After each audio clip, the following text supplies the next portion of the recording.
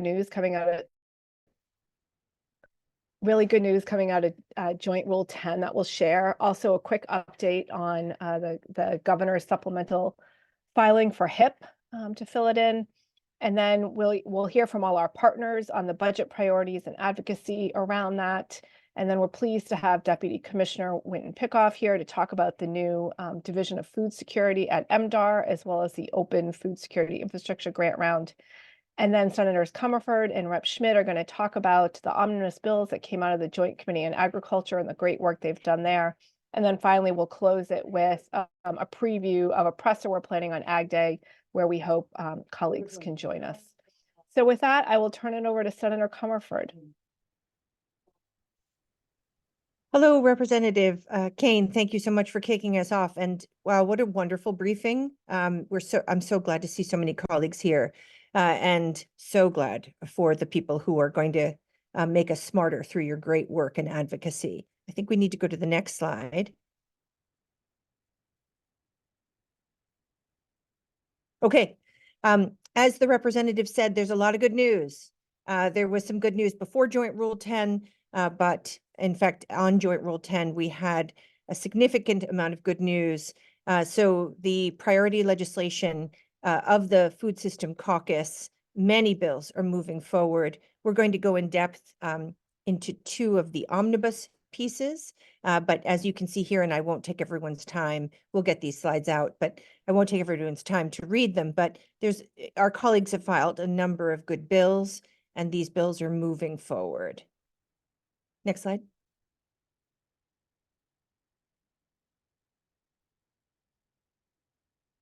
And the endorsed legislation, there were more bills than the priority legislation. That's how the Food System Caucus actually operates. We try to prioritize a top tier of legislation just because we can't ask for everything, although I think farms and food system deserve everything, and fisheries. But in endorsed legislation, we have 21 bills on the move.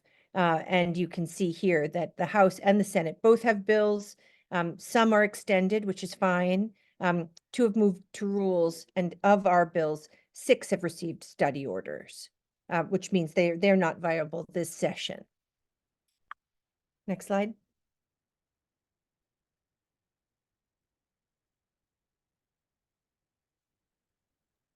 We don't have a slide for the HIP. Okay. Thank you, Representative. One of the pieces of good news recently out of the executive was the governor's intention and her filing with additional money for the Healthy Incentives program. Those people on this call, we know, the legislators, that this is a critical program. And thank you to the advocacy for everyone on here. It has risen to a place where not funding it is unacceptable, which, as you know, is something that wasn't always the case. The program was, of course, started before I was in the legislature, but even in my relatively short time, the program has become well understood to be important to both the administration and the legislature. So the governor's filed supplemental funding for HIP that should be able to sustain the program, which is excellent. And then, of course, we're going to be in the FY25 budget, but that is where we are currently. Over to you, Representative. Great. So now we're going to hear from our partners in advocacy on the top budget priorities going into fiscal year 25. And Becca, would turn it over to you. Thank you so much, Representative Kane and Senator Comerford. And I won't need to repeat anything about HIP, so thank you for covering that so well. And of course, thank you to the entire Food System Caucus for the opportunity to present on our priorities for the fiscal year 2025 budget.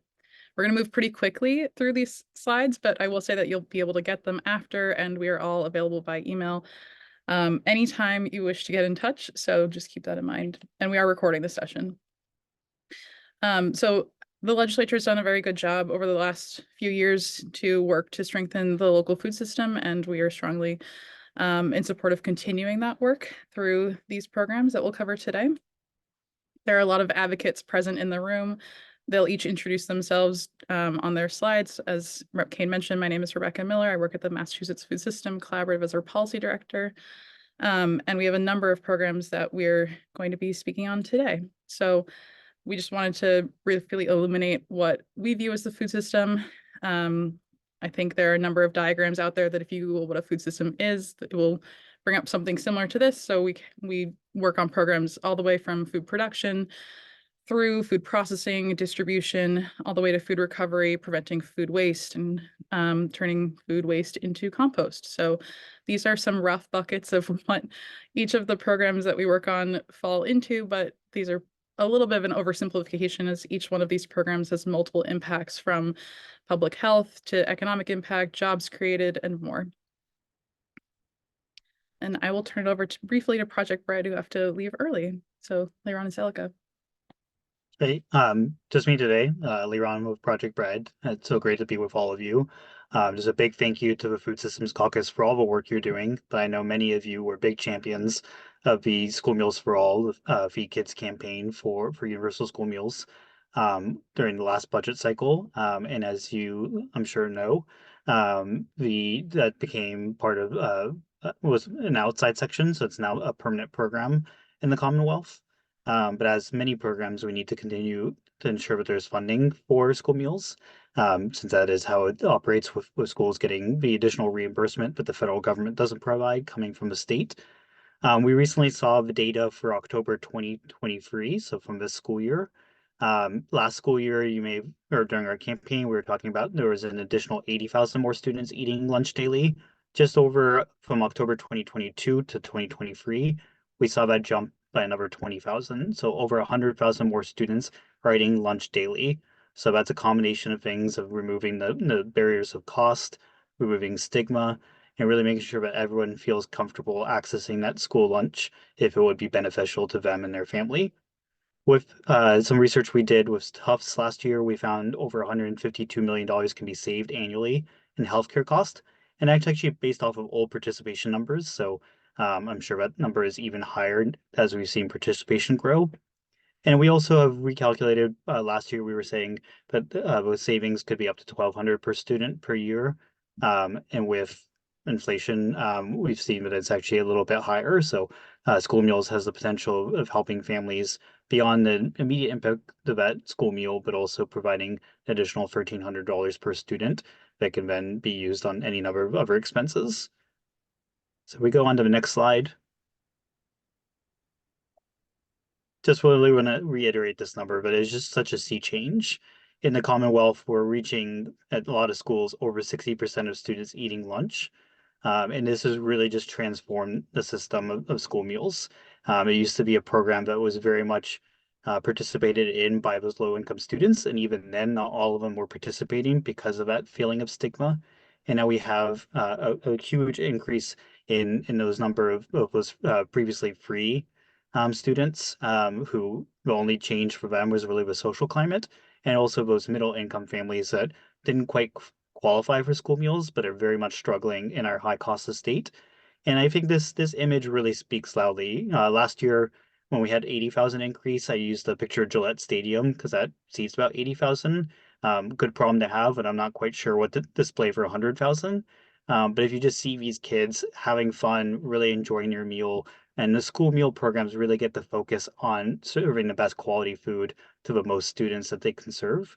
And so kind of tying it to the system approach that we're discussing here, this really allowed schools to focus on the quality and delivery of that food, working with local vendors, working with their communities to really improve the program holistically beyond just increasing the very critical access and participation. Thank you, and I'm happy to connect with anyone by email. I really appreciate it. Thanks, Liron. Appreciate it. And I love this picture. It's just so joyous.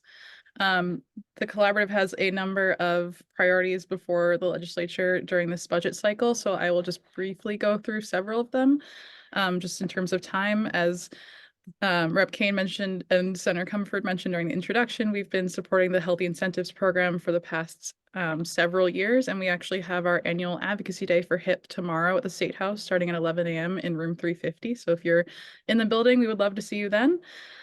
We've also supported the Food Security Infrastructure Grant Program, which provides capital grants to, provide tractors or refrigerated trucks to farmers, boat upgrades to fishermen, food processing equipment for schools that are implementing universal school meals to do more scratch kitchen work. And we are asking for $25 million for that. You'll hear Mass Farm to School talk about food literacy in a moment through the Mass Fresh program, but we're also supporting a level $1 million ask for food literacy to continue funding the school wellness coaching program. And Mass Farm to School is supporting $750,000 for the Mass Fresh program. And finally, we're supporting a $250,000 ask for the Local Food Policy Council's grant program, which would fund a third round of funding for these local coalitions that have really stepped up to provide space for food system planning, outreach for food security programs like HIP, support for local agriculture and more, especially since the pandemic. So I'm happy to talk more about those at any point, but I will turn it over to our food distribution section and to Mass Farm to School. Thanks, Becca, and thanks so much to all the members of the Food System Caucus. My name is Simka Horowitz. I'm co-director at Massachusetts Farm to School. And along with Food Corps Massachusetts, we facilitate a coalition of over 30 organizations called Massachusetts Food for Massachusetts Kids. And our coalition has two priorities that we're focused on right now. And one of them is the continuation of the Massachusetts Fresh grants. This is a farm to school grant program that was initially supported with some COVID relief funds. And as Becca alluded to, in this last year with food literacy funding. And so this is really seeking level funding of that food literacy request to support the farm to school grant program, the Fresh grants. And this is really a great program that provides a really touches on so many different aspects of the food system. So we're talking about distribution a bit here, but the Fresh grants fund public school and early education programs across the state for the infrastructure investments and professional development that really enable them to include more local food in school meals and provide hands-on garden-based learning for students and other kinds of food education. So it can provide funds for things like kitchen equipment or the installation of school gardens, but it can also provide training for school nutrition staff and for educators so that they're really both have the skills to use more local food in meals and to provide that kind of engaging education for their students. And the program has had 2 rounds of funding and the interest keeps growing. There's tremendous demand from schools. So the Department of Elementary and Secondary Education has received over $4 million in requests from schools and early ed programs for what was initially $1 million in available funds. So the ask for this next fiscal year is $750,000 to continue the same level of grants in the next school year. And then the additional program is one called the Local Food for Schools Incentive. And this provides additional funds for Massachusetts public school districts that are purchasing locally grown or caught food in school meals to really help level the playing field so that our farmers and producers here are able to compete with some of what might be available conventionally from other sources. This program in many ways already exists with essentially a federally funded pilot, something called the Local Food for Schools program that was one-time funding to states across the country and is being administered in Massachusetts. And this $2 million would help sustain the program in the next fiscal year. And again, I'd welcome any questions if folks want to follow up by email. Thanks.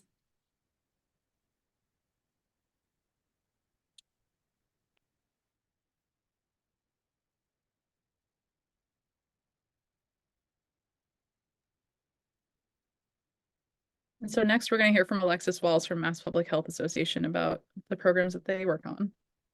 Alexis, are you there? Yes, can you hear me okay? I think my connection might be a little spotty. We can hear you. Okay, great. Let me know if it gets worse and I can turn off my camera. Hello, everybody. Thanks so much to the caucus. My name is Alexis Walls. I use she, her pronouns, and I work with the Massachusetts Public Health Association. We are a public health advocacy organization, and we're here because we believe that sustainable food systems are a fundamental building block of good health, and are just really grateful for all of the partners who are on this call with us today. And we support many of the other priorities that other folks have spoken to. But I'm just going to speak to a couple. So there are two asks on the screen that we have that are related to access to food markets and retail, the Mass Food Trust Program and regional transit authorities. I'm actually just going to talk about the Food Trust Program today, but I will just say that we know and understand that robust transportation is a fundamental building block of good health that ensures people have access to healthy and affordable food. And we hope that the legislature protects the robust investments made in regional transit in fiscal year 24, this fiscal year as well. But today, we are asking that the legislature would fund during the fiscal year 25 budget, would level fund the Mass Food Trust Program in $300,000, which is what the program has been funded at for the past several years. The Mass Food Trust Program is a public-private partnership that's overseen by MDAR and administered by the Local Enterprise Assistance Fund and Franklin County Community Development Corporation. This program provides loans, grants, and other types of business assistance to food retailers that have really helped them overcome barriers to entry, expansion, and success, especially in low and moderately income neighborhoods that are underserved by healthy food retail. And so I just want to talk about a few successes of the program and just really name what we know these funds will sustain and go towards for the operation of the program. So since the program was launched in late 2018, the Food Trust has achieved some of the following. So the program has improved access to healthy food retail for more than 692,000 residents. And I just want to note that to date, the program has supported 81 projects across 11 of the 14 Massachusetts counties. The program has supported more than 1,150 jobs, of which about 89% of hires have actually happened within local communities where these businesses are located. And about 44% of these businesses are owned or controlled by a person of color, with about 58% being owned by a woman. The program has also leveraged about $16.9 million in funding at the project level and an additional $5.2 million in private and federal dollars to support the Mass Food Trust Program. And that's using less than $5 million in state seed funding that has been provided in the fiscal year 19 to fiscal year 23 capital budgets. And so we are just asking for level funding of $300,000 for this program. These dollars, which have been dedicated in the state budget since 2018, allow FCCDC and LEAF to dedicate staff to operating the program. And those staff do things like outreach to healthy food businesses across the state. They conduct due diligence on loan and grant applications and also provide small business technical assistance to ensure that projects that receive funding are actually successful in doing what they are intended to, which is increasing access to healthy food and jobs in low and moderately income communities. And so we just ask that you all would level fund this program. I will put more information for just how to get in contact with me in the chat if you have any other questions. And if there are any questions that folks have around our ask for protecting investments in regional transit authorities, you can feel free to reach out about that as well.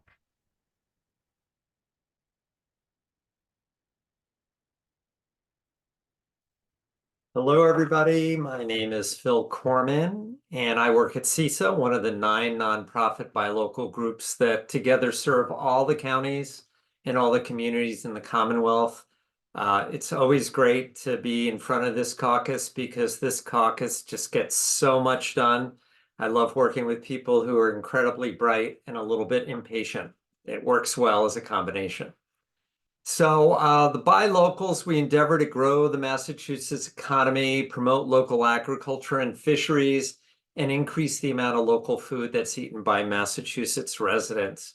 And each buy local is a little bit different, but what we share in common is that we increase consumer awareness and demand for locally grown.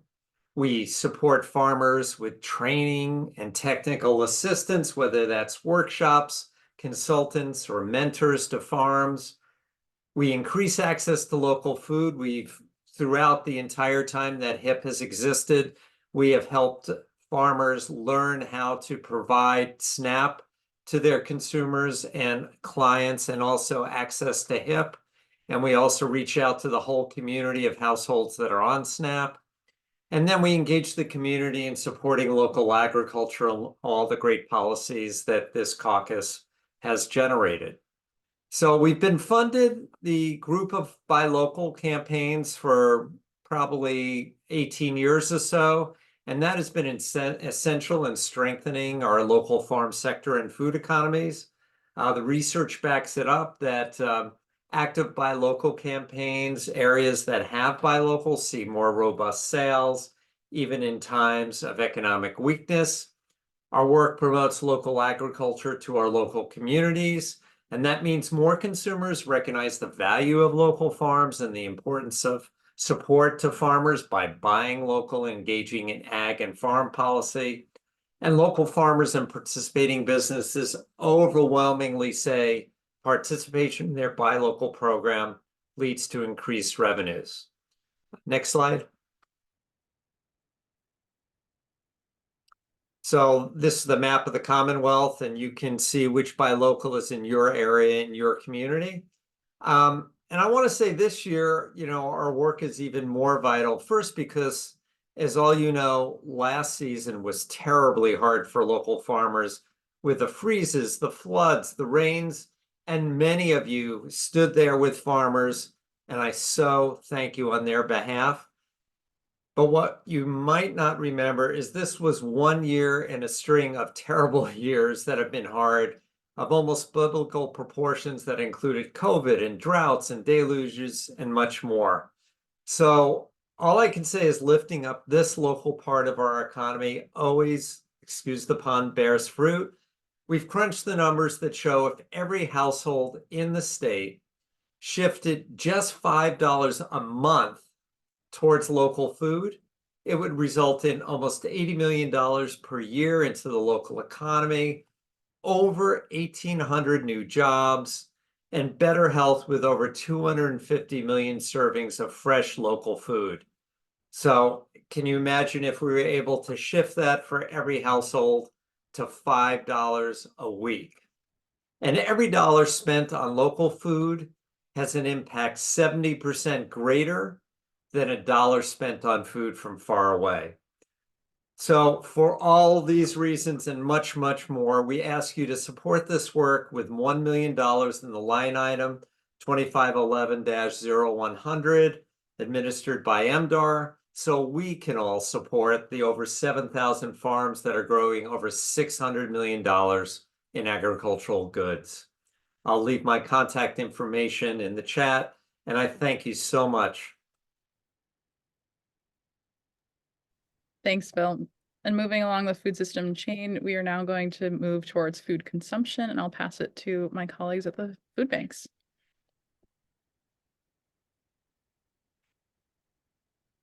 Great. This is Catherine Lynn from the Greater Boston Food Bank. I think I'm going to go first on the MFAP program. So for those of you who are not familiar with the Massachusetts Emergency Food Assistance Program, this is a line item in the budget that supports all 4 food banks across the state who provide food to nearly 900 partners, pantries, meal programs, and shelters statewide. So this is a funding program that really does sustain that charitable food system and being able to support the food that's distributed. So a few just pieces of information about this program. So I think one thing that I just want to emphasize is that the food banks are I don't need to tell most of you, I think you are familiar that food insecurity is not receding since the COVID-19 pandemic. The food banks all saw more than a double increase since 2019. And just in this last year, we're even seeing even more. So the food bank, Greater Boston Food Bank, is seeing a 12% increase in agency client visits. Food Bank of Western Mass, 15%, Worcester County Food Bank, 33%. So just to give you an idea that the food banks and their pantry partners are under a lot of pressure, which is why we've increased the budget request for this year. So a couple things, in FY23, last year, we were able to distribute about 30.2 million pounds of food, which equaled about 25 million meals. That was at the 30 million. The year before, we also had 30 million, and we were actually able to provide 29 million meals. Why is that? It's inflation. So cost of food is really high right now. And so even with the $5 million increase we received last year, we're seeing that the money is not going as far, which is why we have increased that funding request from 35 to 47.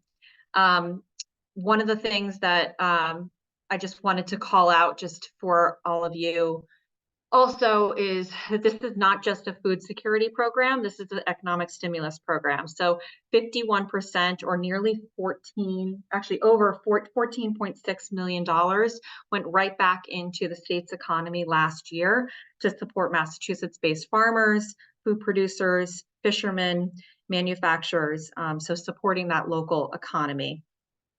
And the other stat that I just wanted to leave you all with is, or actually just a quote.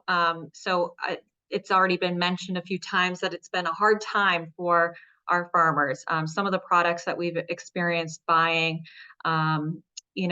especially from local farmers, have gone up because of sort of the scarcity that's happened. And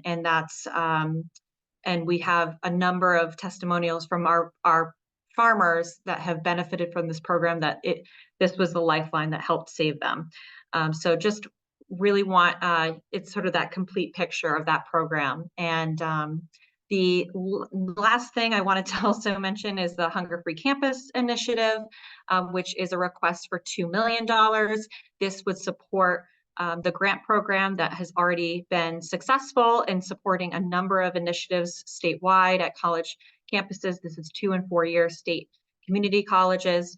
And we were successful in getting the bill, this piece of legislation passed favorably out of the committee just a few weeks ago. And this would be the funding that would be tied to supporting that initiative. So if you have any questions, I'll leave my my contact information in the chat, but just appreciate the time with you all this morning. Thank you. This afternoon.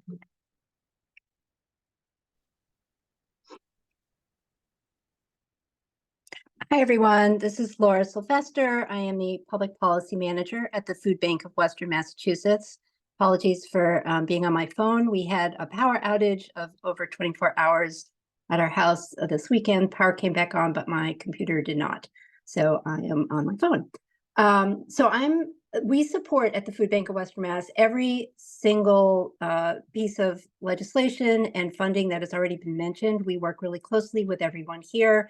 And I'm going to talk to you today about the Cliff Effect pilot. This is a pilot that was passed as part of the Economic Development Package in December of 2022. The Cliff Effect is what happens when people who are already working 1 job or 2 jobs are offered a raise or a promotion, and they cannot take that raise or promotion because they are afraid that the small amount of income that they're going to be increased with is going to cause them to lose more benefits than they're gaining. So this is called the Cliff Effect. I'm sure every legislator on this call has people in their district who are being impacted by this. It's a huge problem. It disproportionately impacts women, people of color, really keeps people trapped in a cycle of poverty and unable to get out.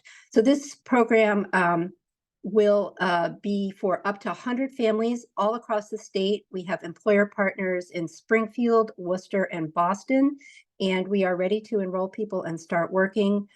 We had a little bit of a snafu because when the bill was passed, there was a language change at the last minute. We were counting on using the Mass Earned Income Tax Credit funds to pay for it, and the language was changed to DTA payment without really defining what that meant. So we've been working really closely with DTA, who's been a fantastic partner, to figure out how those payments will work. But what that means is that instead of the bridge payments to participants coming from the earned income tax credit, it's now coming out of the $1 million of funding that was awarded to the pilot. So the pilot was supposed to be 3 years at $1 million per year, and that money was supposed to just go to admin funds. And so now we're figuring out how to use that money to cover both program participants and administrative funds. So we're asking for $100,000 in the FY25 budget. We really need $1 million each year to run the program, but out of deference to the really tough budget year that we're facing, we are asking for $100,000 in the state budget, and then we are going to be fundraising and applying for grants to raise the funds in other ways for the rest of the program. We are also having a briefing at the State House on April 2nd. If anybody wants to join, you should have all gotten invitations through your offices. But we're going to have our great employer partners there. We have a Economic Pathways Coalition of about 200 people all across the state. We're going to have people with lived experience at the Cliff. Our bill sponsors will be there. We really would love to see you 1 o'clock on April 2nd in Senate Room 428. And I should also mention the Hunger Free Campus is having a briefing at the State House this Wednesday at 2 o'clock, same room. We would love to see you there for that as well. And I would be happy to take any questions at the end. Thanks so much.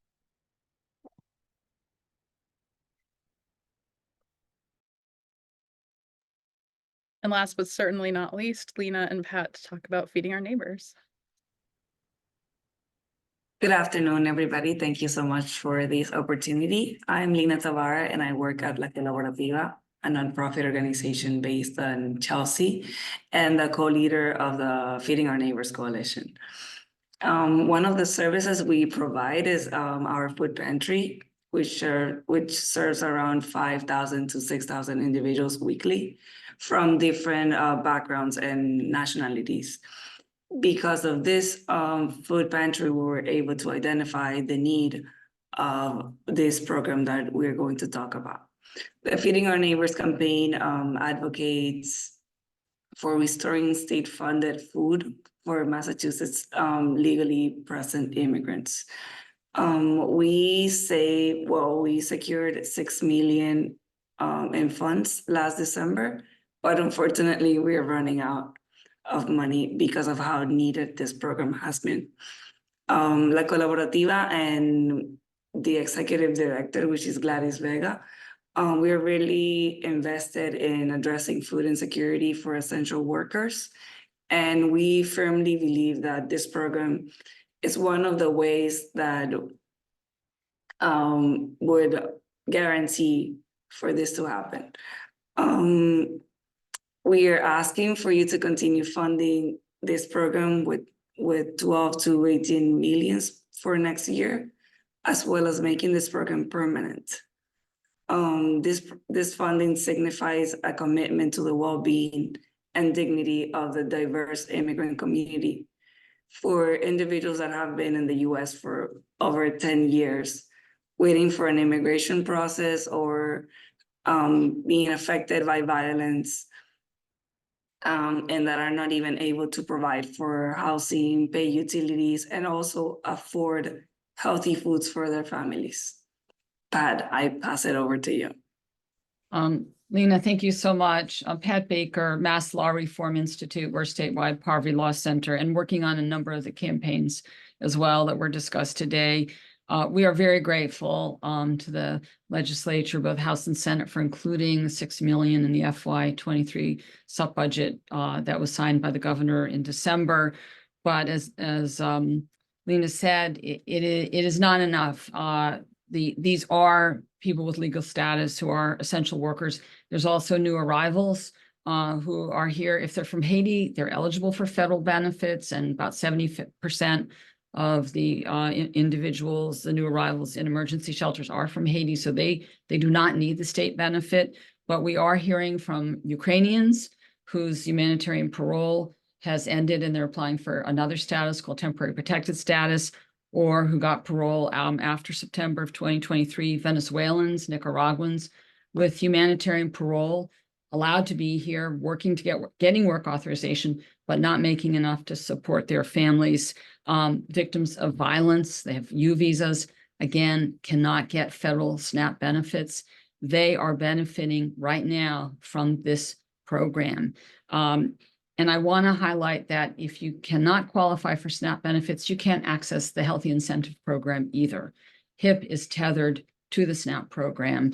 So important, and again, it's not a huge population that is benefiting from these benefits right now. Roughly 3,000 to 4,000 families are qualifying currently, but we are worried about the program sunsetting.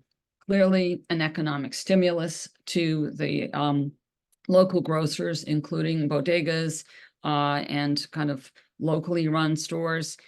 And as people have said about free school meals and other programs reducing healthcare costs. These are individuals who are here legally, who have been welcomed into the United States, who are trying to get on their feet, are working, and are simply not making enough to be able to support their family, pay the rent, and meet their basic costs. Very happy to talk with you about any constituent issues you have with immigrant families in your communities, and are they getting the benefits that they're eligible for federally, and also answer any questions about this campaign. We're very grateful to Speaker Mariano and to Senate President Spilka for their comments back in December when the governor signed this into law, and we are very much hoping to see it continued for the immigrants in need, often very short term, because they're working very hard to get on their feet and contribute to the economy. And with that, Becca, back to you. Thanks, Pat, and thanks to all my wonderful colleagues for talking very quickly about their important work. I think we just wanted to take a moment to just share some photos of our campaigns in action. This is, I believe, a photo of La Colaborativa's weekly pantry in Chelsea, and from their recent lobby day that folks with lived experience with who were not able to access SNAP before this campaign were speaking at. And this is a photo from the HIP program in Worcester at the Regional Environmental Council's weekly mobile market. So I know we can talk very quickly about policy, but just wanted to bring it back down to earth and share some of the on the ground in the district impacts of these programs with you all. And so just to recap, these are the programs that we've talked about, and we'll share this in an email to follow up. So please don't feel like you have to take all of these down at once. But these programs really range from a couple of smaller grant programs to universal programs like school meals, and we would just respectfully urge the legislature to continue funding them. Each one of them has an economic impact, an impact to public health, an impact to local farms in some cases that really makes it worth continuing the investment. And in many of these cases, the state has invested a lot into each one of these programs to set up the infrastructure necessary to distribute these grants or to set up HIP, for example. And they have just done a lot of work. So these are the amounts requested that we talked about today. And so again, building on our theme of systems thinking together, we can continue to build a sustainable, equitable, resilient, and connected local food system by supporting these programs. And thank you again to the caucus for this time. I'm going to pass it over to Winton now, I believe, and I'll stop sharing. Sure. Before we start with Winton, I would just, we have 1 or 2 minutes if anyone had any questions. I thank everyone who put their email in the chat as well, but if there's anything pressing, please raise your hand and we can call on you. Otherwise, we will head over to Winton. All right, I'm not seeing anything. Thank you all so much for really the crisp presentation and for helping us be better informed about all of these really important budget and policy implications as we head into this. The Food System Caucus co-chairs in the House have submitted a letter to Ways and Means with our priorities coming out of this. The Senate will do so shortly to Senate Ways and Means, but we're going to work really hard to make sure that we're supporting these budgetary asks as we move forward, and certainly would encourage fellow caucus members when you are meeting with Ways and Means to share these priorities as well. So with that, I'll turn it over to Witten. This year, in a new role coming to this annual forum, wanted to give you just a few minutes to talk about the exciting new Division of Food Security, and also to remind people that we are in an open round of the Food Security Infrastructure Grant Program, and what people can do to encourage folks within their districts to apply. Thanks, Witten.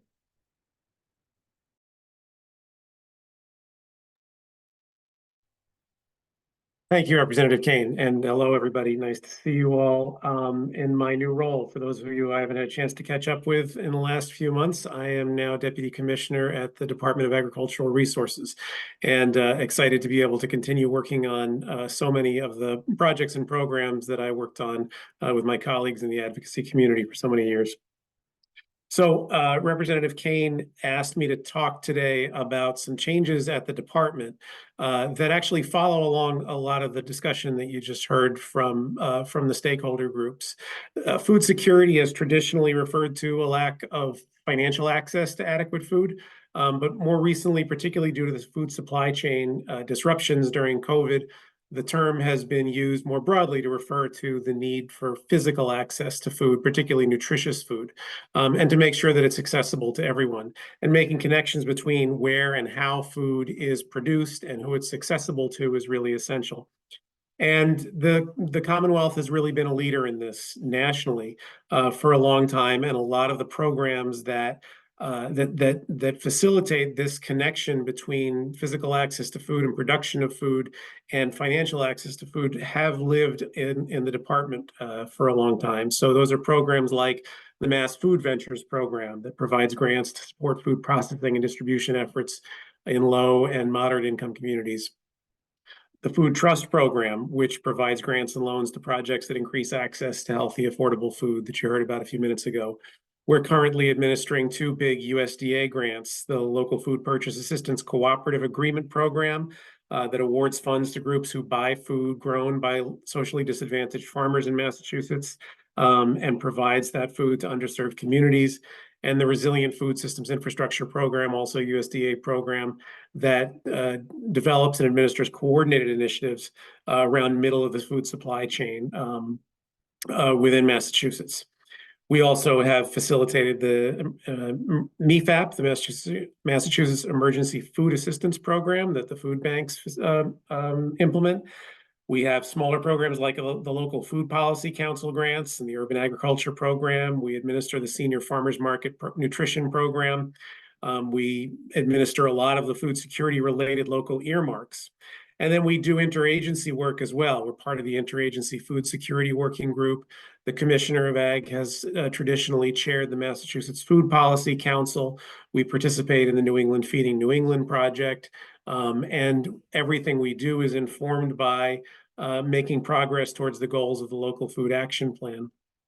So the department has long been involved in far more than just agriculture. And so one of the things that we're doing that's exciting is setting up a new division within the department called the Division of Food Security.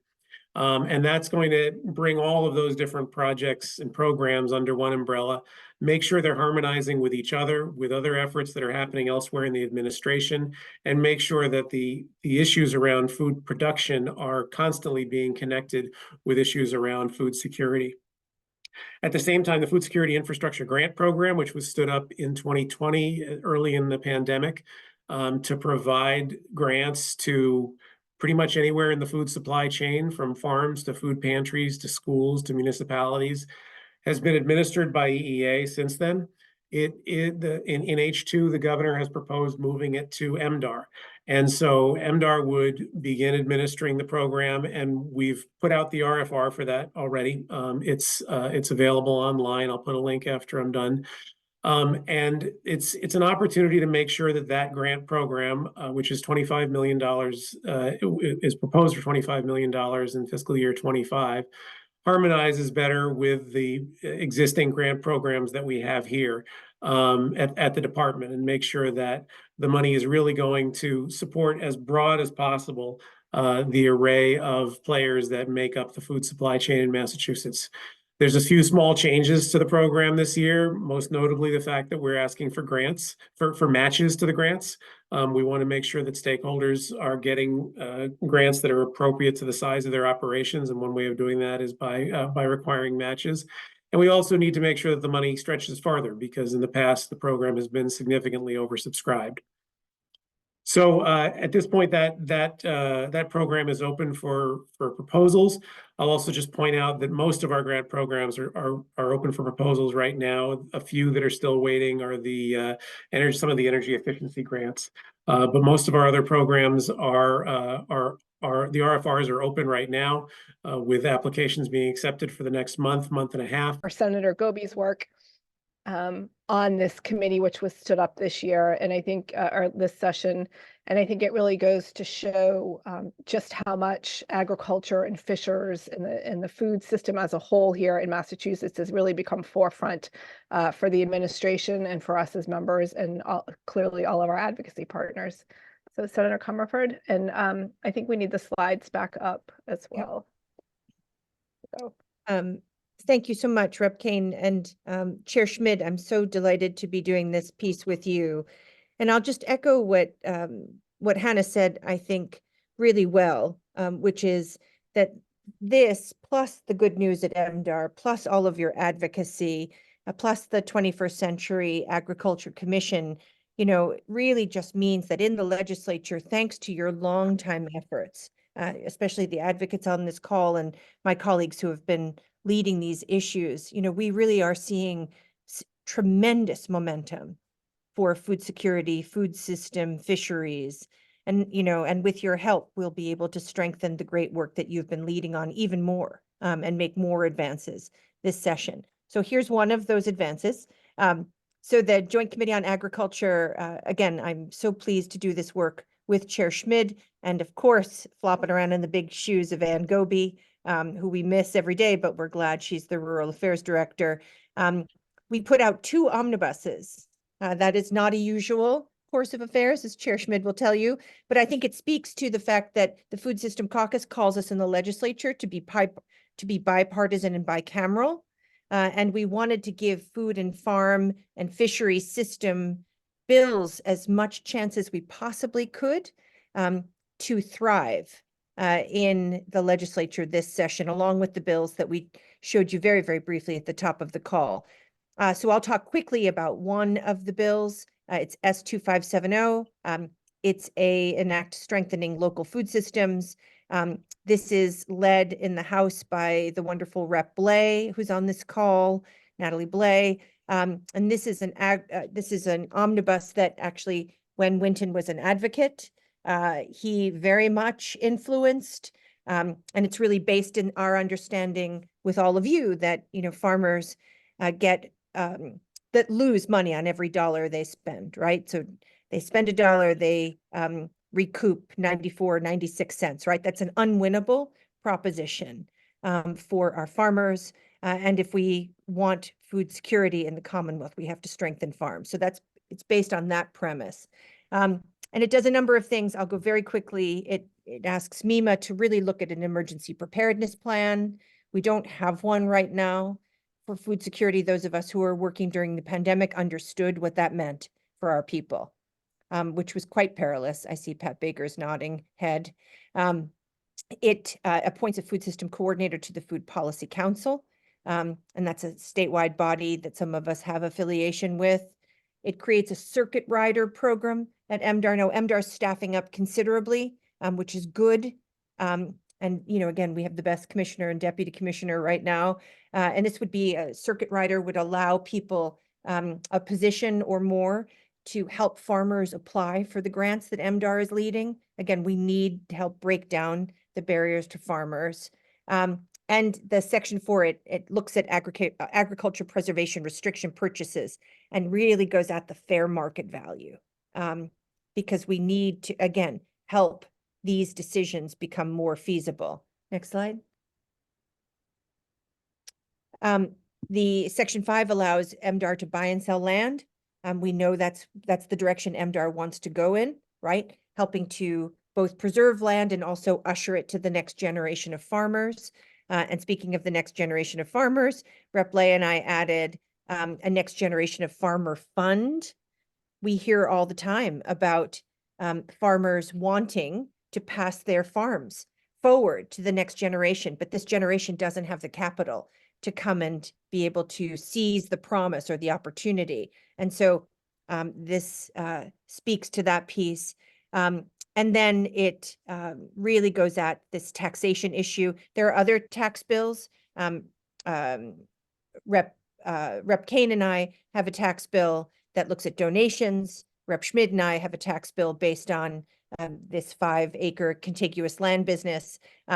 This looks at taxation of farmland based on its value as horticultural parcel, and it allows farmers to use it to sell prepared foods, right? Like a farm stand, which is critical, right? Because this is all about trying to close the gap about between what farmers make and what they spend. So that's the bill in a very quick summary, and I'm going to turn it now to Chair Schmid, who's going to talk about the other omnibus that's pending in the House using Representative Blay's bill. Over to you, Paul. Thank you very much, Joe, and that was an awesome resume of S2570. I just want to remark on Section 5 in 2570, which allows MDR to buy and sell land. And that is really part of the issue of preserving farmland. I think we've seen in the most recent survey of farms that in the last 5 years, we lost about 27,000 acres of farmland. We aspire, no, we more than aspire, we must raise the percent of food that we grow here in Massachusetts. And to lose farmland puts us going in the wrong direction. So preserving farmland is going to be a fundamental part of what we do. And Joe, thanks for including Section 5 in your Senate omnibus bill. And I just want to give a shout out to Hannah for her leadership of the Food System Caucus. You have been a wonderful leader, and the results really speak to your efforts. H4387 continues the work of the Food System Caucus, and there are, I think, about 8 different features. Number 1 speaks about agritourism. Joe, you just mentioned how farmers actually lose money on every dollar of produce that they sell, and we know we have to give farmers another source of income, and agritourism is certainly part of that. We need to better define it and do a better job in presenting agritourism opportunities. Another part of this provides a tax credit to farms for donating food. That fits right in with the feature in the Senate bill. We establish a permanent fund for Healthy Incentives Program, not appropriating any money, but just setting up a fund, which, by the way, might attract private and foundation support for this program. Another important feature is, and we hear about this at every Farm Bureau meeting that we go to, allowing students to operate hoisting equipment. Right now, I think you have to be at least 18 to operate many pieces of equipment that are found on a farm. And that prevents us from getting kids started at an early age on safe handling. And this would allow students under the supervision of a licensed instructor to operate hoisting equipment. And another feature is appointing somebody from the Department of Fish and Game to our Food Policy Council. This has been kind of an omission, and adding the Department of Fish and Game really reflects the fact that it really is agriculture and fisheries that we're talking about. So this puts somebody from our commercial fishing industry onto the Food Policy Council. Talking about needing more land for agriculture and agricultural activities, the bill would allow DCR land to be used for community gardens and farmers markets.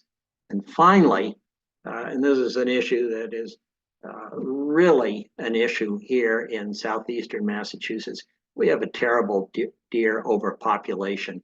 And if you ask any farmer down here what is her biggest issue that she's dealing with right now, she'll tell you deer. And so this would establish a commission to really focus on that and somehow help our farmers out to dealing with the deer deprivation. So that's 8 or 9 more features, and every one of them is something that we hear, Joe, we hear every day from farmers that this would help them and it would help strengthen our farms and our food systems. And we ask for all the Food Caucus members' support on this. Don't forget, it's Ag Day on Wednesday, April 3rd. That's a great opportunity to whisper in the speaker's ear how important, and the Senate President, I might add, how important these bills are. So back to you, Hannah. Great. Thank you, Rep. Schmidt. And again, thank you, and Senator Comerford, your leadership. Senator Comerford, I don't know if you want to just talk about the Ag Day presser for a sec in the 1 minute. Yeah, absolutely. 1 minute. So everybody, Ag Day, April 3rd has been a treasured day in the State House, as many of you know. This year, thanks to the Farm Bureau and the buy locals and so many others, it's coming back full force. And the Food System Caucus is going to make the most of it. So thanks to Senator Tarr, we are going to organize a press conference as part of Ag Day. Details forthcoming, but everybody will get it, get the details. But we are suggesting that the Food System Caucus come together, not only for a press event where we say this is Ag Day and these are our budget priorities because they're your budget priorities, and these are the bills that we are championing, but really to give members, legislators, an opportunity to join together in a picture with advocates, because once you see how many legislators are a member of the Food System Caucus, it really helps reinforce the fact that this agenda is supported by the majority of House and Senate members, bipartisan, bicameral, as intended. So we're very excited. We're very grateful to Senator Tarr for taking the lead on this work. So stay tuned because we really do want to make the very most of this possible. And you're right, Paul, that it is a good chance for all of us to whisper or scream, or not yell, raise our voices together for the priorities that we all share. Back to you, Hannah. And again, I echo Paul's thanks of you leading us today. It's all of us together, which is why it's such a wonderful caucus to be part of, and really thankful for all of our colleagues and staff members who are here today. Thank you to Becca from the Mass Food System Collaborative for organizing and for the presentation by all of our advocacy partners. We are going to send out the slides and the recording, so you'll have that information. And please reach out to any of the Food System Caucus co-chairs as well if you have any questions. And we will be sending out shortly, as Joe mentioned, more information on the opportunity to join us next week to really highlight, again, all of these areas of focus and priority for us. So thank you all for being with us. We really appreciate it, and we'll see you soon. Thank you, Hannah.